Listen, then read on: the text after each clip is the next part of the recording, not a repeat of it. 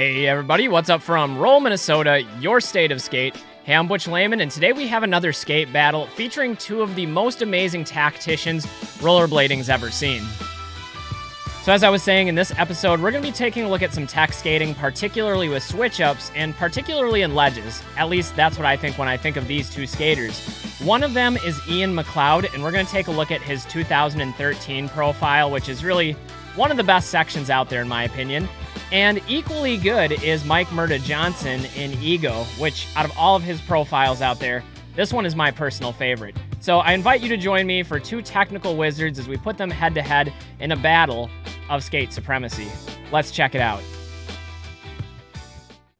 All right, so we'll start with this piece of Iain Mcleod, and this was his 2013 profile, put together, filmed and edited by Quinn Feldman. And he's a mastermind behind the camera and behind the computer. I'm a huge fan of his. Every video that he's produced has this really cinematic quality to it. And you'll see that right away from some of these establishing shots, some of the B-roll shots later on. And even the music choice, which I don't have in this video right now. But everything has this slow burn feel as it builds up to the climax of some of the tricks to come. And already out the gate, starting it out big with the Hurricane topsole on the bank to ledge, and now he's spinning the other direction on this bank to ledge, which is even higher than the first. And it's really impressive to see that level of technicality, being able to spin both ways into a 360 grind. This one is really impressive too. It's a full true top horn, 270 cess slide back down the ramp. Here's the cinematography I was talking about earlier as well. We get this nice smooth tracking shot through the brush, through the flowers. And it's that type of cinematography that I think makes the tricks all the more enjoyable. Got like a wall press here with the one foot back to the right side foot with the true spin fish brain. Gotta love those types of tricks. Now this is something I never understood personally, is people that can jump over a really high obstacle into a trick.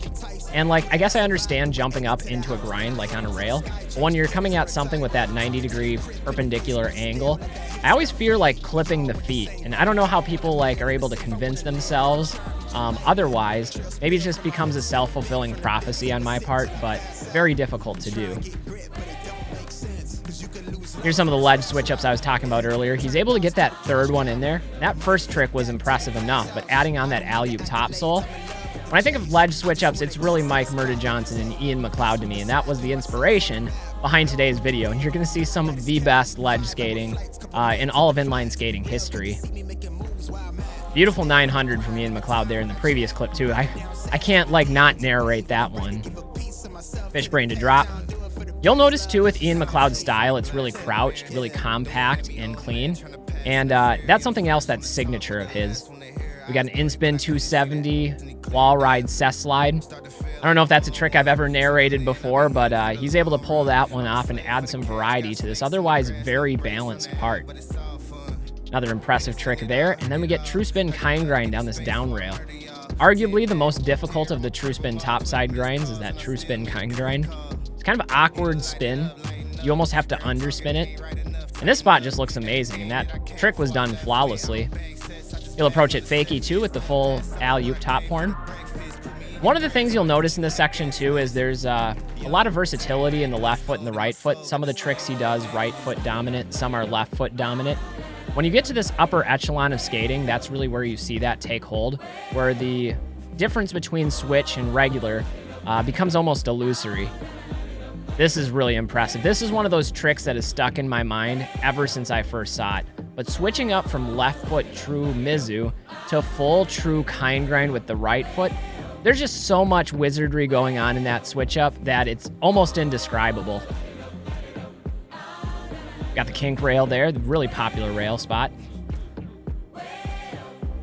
And Iain's known for his spin tricks and his gaps as well. He has some of the biggest gaps that have ever been done on inline skates. And this is a section that I come back to pretty much every year. Like, this is one that has a high rewatchability for me. And there's just so much happening and such a good diversity of tricks. And really every one of these, for most people, would be a section ender. Like, look at the speed he brings into this massive 540. And for Iain in this section anyway, this is really just a filler clip. It's one right in the middle. You got another wall ride cess slide over another really popular spot. Beautiful switch up. Absolutely beautiful. Do some misdirection here, change the direction. roll out, and then gap off. 1-8. Looks like this is at a pool. Kind of funny with the sign in the background with the warning and the no diving, and you know, there's no warning there about jumping over it on your rollerblades, but probably more dangerous than anything else that would be done at the pool. And we get this big 900 over a gap. One of the only people out there to ever pull off something like that. So it's an amazing section. It's one of my favorites. Props to Ian. Props to Quinn Feldman. All right, next we're going to switch over to Mike Murda Johnson, and you probably don't need me to tell you how legendary of a skater he is in this industry. When people think of technical switch-ups, usually Mike Murda Johnson is the one to come to mind, and right out the gate, once again, hitting us with something big. That was a 270 back Royale to 450 Royale rewind going back the other direction. And that's a pretty difficult trick, and putting it down on a large kink rail like that adds a level of danger and difficulty to it. And these lines are epic.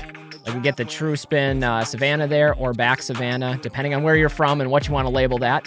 Back backslide to alley-oop topsoul, 360 out.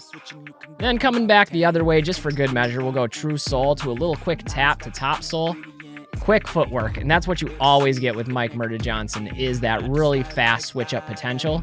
And he's got some of the best ones out there. Like, look at this cess slide into the true spin soul. Mind-blowing stuff. I gotta give some quick shout-out to the skates here, too. This was the era of razors that I was the most fond of in terms of skates. That was the Dre Powell skate. The first Dre Powell, I think, was one of the most cosmetically, aesthetically pleasing skates ever produced. Look at that, he's just dancing on the rail. This ledge gets absolutely destroyed. Like, the switch-ups happen so quickly that it's hard to fully narrate them. 360ing in, and as soon as he locks the soul on that, on the 360 soul, unreal. Just like, how do you quantify the technicality and the difficulty of something like that? Back backslide to topsoul, we'll hop the kink to topsoul. Alley-oop topsoul, jump over the kink again to 270 front Royale. Legendary stuff. Yeah. It's a trick that I love, is the back backslide to topsoul, but when you're 270ing into it and then reverting back the other direction to lock into the topsoul, I don't know, guys. One of a kind. Beautiful fish brain on the drop ledge. Another kink rail coming up. Royale. Hit it with the Royale on the ledge out, too. And then we've got the true spin front Royale, or the 270 front Royale, again, depending on what you want to call it. And that's a trick you don't see very often. It's an awkward spin, much like the true spin kind grind that we saw from Iain Mcleod earlier, because your body wants to keep spinning more than that. And so stopping at just the right time is often more nuanced than what people realize. This is another really cool trick. I don't know what that was, if that was a bench or some sort of statue or art piece out in the middle of the city. Tough tricks on ledges, guys. I definitely have my work cut out for me in picking a winner on this one. I recently saw this ledge in a video where people were doing like a behind the scenes. I can't remember who posted it, but that ledge was so much taller and intimidating looking in that video than it is in any of these skate videos where you see it absolutely destroyed. A lot of people have had their goes at that ledge. Big wall ride there too. You know, we've got a comment too on Mike's style. As a skater, he's one of the smoothest, most polished skaters as well. But when he's locked down into a trick and he's in that flow state, it's unlike anybody else. It's just so liquid. It's so fluid. I don't even know how to describe it fully, but like, look at that. As he's just sitting into that true spin topsoul, upper body is just locked in. Topsoul, 450 Royale over the kink. I don't know, guys. That's a big boy trick for sure. All right, guys. Well, we watched these two sections, but now comes the hard part, as we want to quantify some of the elements to these videos and see how each one stacks up against one another. And typically in these skate battles, we're looking at 4 criteria. We're looking at trick vocabulary, style and creativity, cinematography, and then the overall impact and innovation that the section brings to the broader skating community. When it comes to this first category of trick vocabulary, I think it's fair to say that both of these two skaters are some of the most innovative and well-recognized technical skaters out there, bar none. Where I do think there's an edge here is Iain Mcleod, I think, brings a little bit more amplitude to some of the stunts that are in his sections, where Murda is more recognizable for the technical side. So I think there's more balance there for Iain Mcleod, so I'm going to give him the edge on that category. Category 2, when it comes to style and creativity, well, this one is tough because they have distinctly different styles, but I don't think you can argue with the fluidity and just the casual approach to skating that we see from Murda, especially when he hits that flow state and he's right in the middle of a line of switch-ups. There's nothing else that's comparable. Having said that, Iain Mcleod is a very stylish skater, and he gets that crouch, he has the spins. He's got the whole package too, but in all fairness, I have to give the edge here to Murda. Next, looking at cinematography, that's another very difficult category for me to decide. Looking at Murda's section, I'm driven back to earlier time skating and the nostalgia of watching some of these early Razor videos. The song is great, the trick selection is great, the red graphic overlays that tint the footage red is something that triggers that like nostalgia receptor in my brain. Having said that, I'm a big fan of the cinematic approach that Quinn Feldman brought to the table with Iain Mcleod's section, and that one is something of a masterpiece. I think even today in 2025, it still holds up as one of the best edited and produced sections of all time. So I'm going to give that one to Iain Mcleod. Finally, in terms of impact and innovation, both of these sections had a number of notable tricks. We could look to some of the switch-ups in Iain Mcleod's section. The big 900, the 900 at the end forward over stairs, is something only a handful of skaters have done. Having said that, Murda for years and years was the legend, the guy for switch-ups, and he never ceased to bring a new one to the table. And so the rewatch value on both these parts is at its peak. It's at the pinnacle. I'm going to give a dead tie to this one. And so when all is said and done, we add up the totals. I give 2.5 to Iain Mcleod, 1.5 to Mike Murda Johnson. Ultimately, though, it's just a matter of preference. And you guys will have to let me know which one your preference was. I love these both. These are two of my all-time favorite edits, and I'm not ashamed to say that. Anyway, guys, this is where I toss it to you. You'll have to let me know what your thoughts are on these two profiles down in the comments below. Where do you think each one ranks in terms of its artistry, its technicality?